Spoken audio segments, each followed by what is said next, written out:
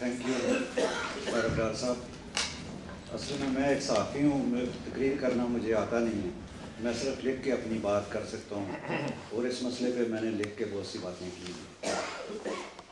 پہلی بات تو یہ کہ اس کو کہا گیا کہ چیف جسٹس صاحب بہت نیک انسان ہیں, بہت اچھے ہیں, ڈیول نیشنل کے اور پاکستانیوں کے بھی بہت زیادہ قریب ہیں.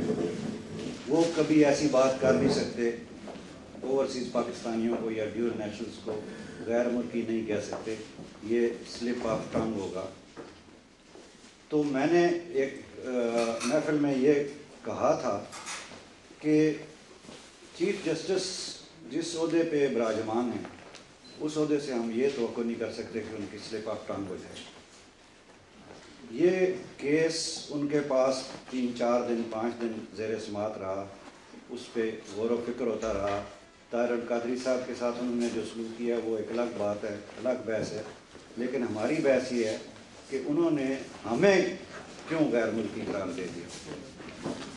اس کنٹری سے, جس کنٹری کے طارق ڈار صاحب ہیں, آپ لوگ ہیں, ہم سب لوگ ہیں, اس کنٹری سے اتنی محبت کرتے ہیں, اتنی سرمایہ کاری کرتے ہیں. جیسے چودھری صدیق صاحب نے کہا, یہاں سے انہوں نے کی ہوئی ہے, بیسٹ وے والوں نے کی ہے, بہت سارے لوگوں نے سرمایہ کاری کی ہے.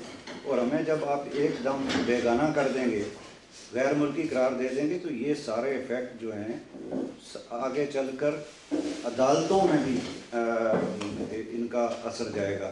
جب آپ غیر ملکی ہوں گے, آپ کے مقدمات عدالتوں میں زیر سماعت ہوں گے, آپ کی جائیداد پر قبضہ ہوگا یا آپ کے بزنس پہ کوئی قبضہ کر لے گا, تو آپ کو چونکہ غیر ملکی ڈکلیئر کر دی ہے سپریم کورٹ نے, اور اس کو مثال بنا کے آپ کو آپ کی جائیداد جو ہے وہ جائے گی. تو میرے کہنے کا مطلب صرف یہ ہے کہ سپریم کورٹ اپنے ان ریمارکس کو واپس لے اور رجسٹرار سے اس بات کی وضاحت کرائے کہ یہ ریمارکس صرف علامہ طاہر القادری کے لیے تھے, باقی ڈیول نیشنلز کا اس کے ساتھ کوئی تعلق نہیں.